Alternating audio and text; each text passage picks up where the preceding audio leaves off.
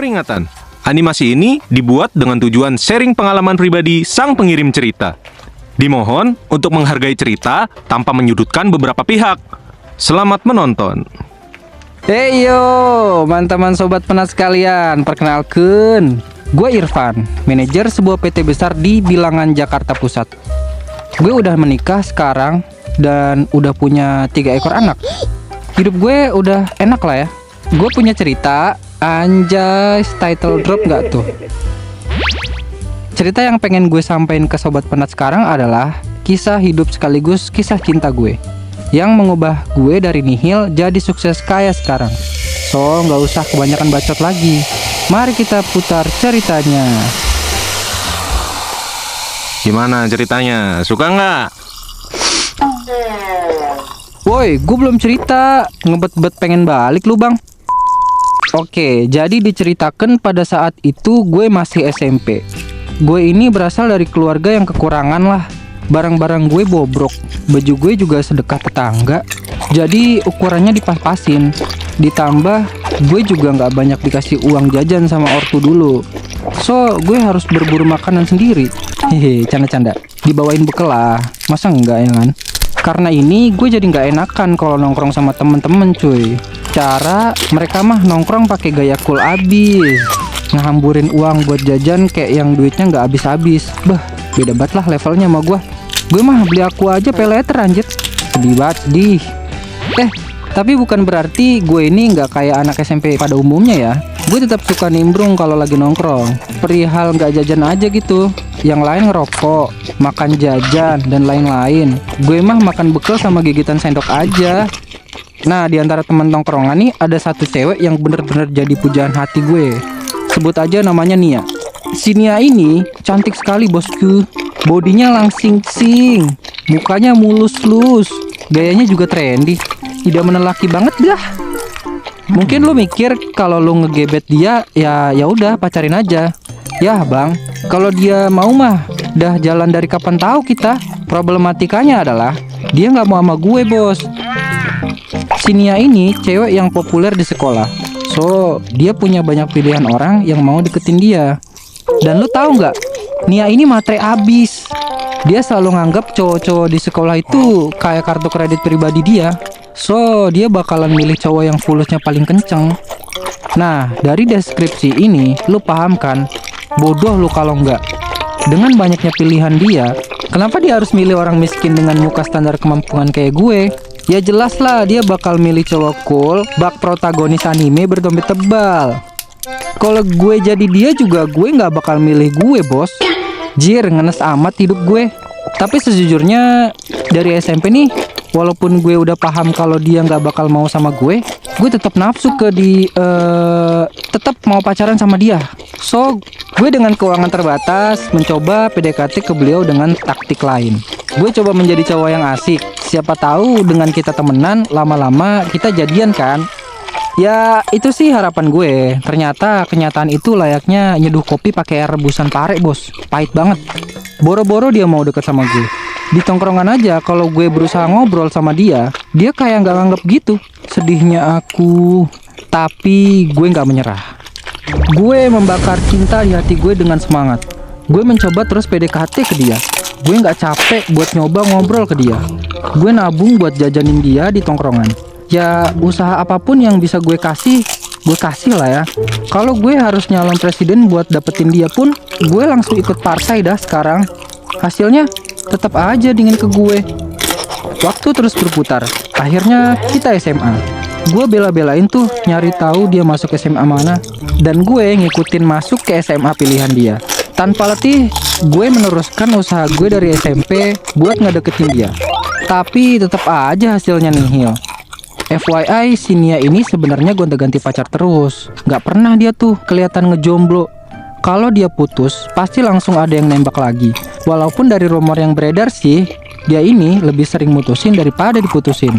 Katanya, dia cenderung bakal pindah hati kalau nemu cowok yang lebih tajir dari pacar sebelumnya. Cuma pada saat itu, gue gak tahu karena mata dan hati gue masih dibutakan cinta. Bah, putus banget sih gue. Sampai di akhir masa SMA, Sekian bulan sebelum UN tuh gue berkali-kali nyoba nembak dia karena gue ngerasa waktu gue terbatas. Dengan kondisi keuangan gue nggak yakin bisa ngejar dia ke kampus yang sama. So, gue desperate buat jalin hubungan sama dia selama masih di SMA. Si Nia ini kelihatannya benar-benar terganggu dengan segala usaha dari gue. Suatu hari, gue udah ngeker mau nembak dia lagi. Nia kelihatannya udah muak banget dengan gue. Dia langsung ngebentak gue sambil bilang, Nia kali gue pacaran sama lu. Lu bisa ngasih apa ke gue emangnya? Hah? Gue kaget denger respon dia. Gue coba nego ke dia dengan ngasih penawaran kalau gue akan jadi pacar yang baik buat dia. Tapi ya emang dia matre banget boy. So karena dompet kurus kering, gue cuma jadi sampah di mata dia. Gue frustasi pada saat itu. Gak punya pilihan lain selain mundur. Gue bisa apa kalau ngomongnya udah duit mah?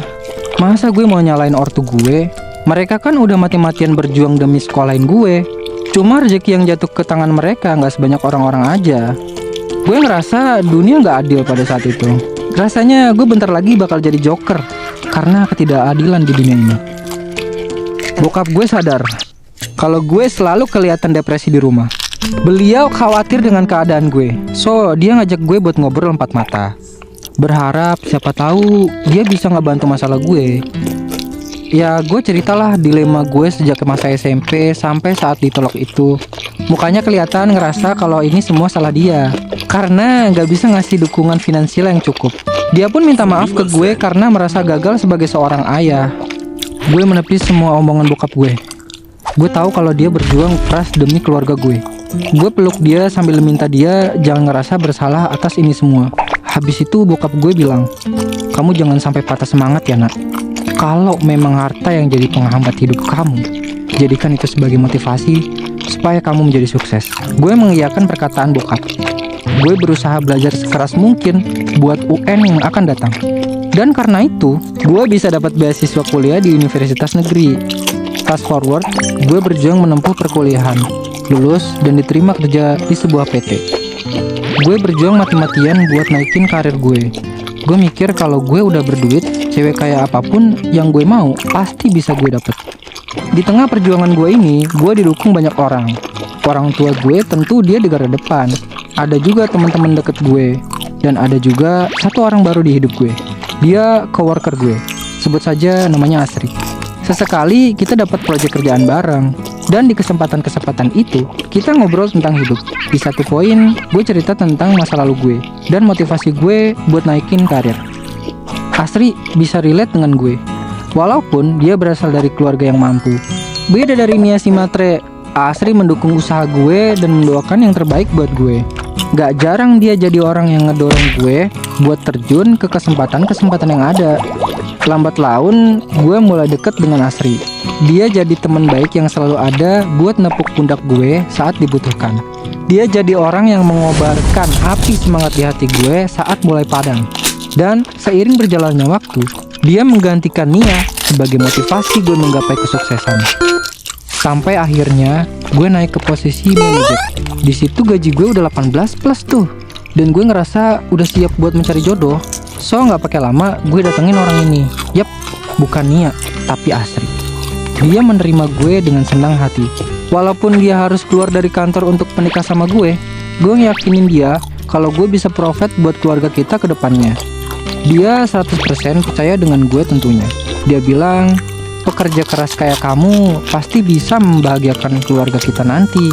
Dan gak pakai lama, kami pun menikah dan hidup kita bahagia.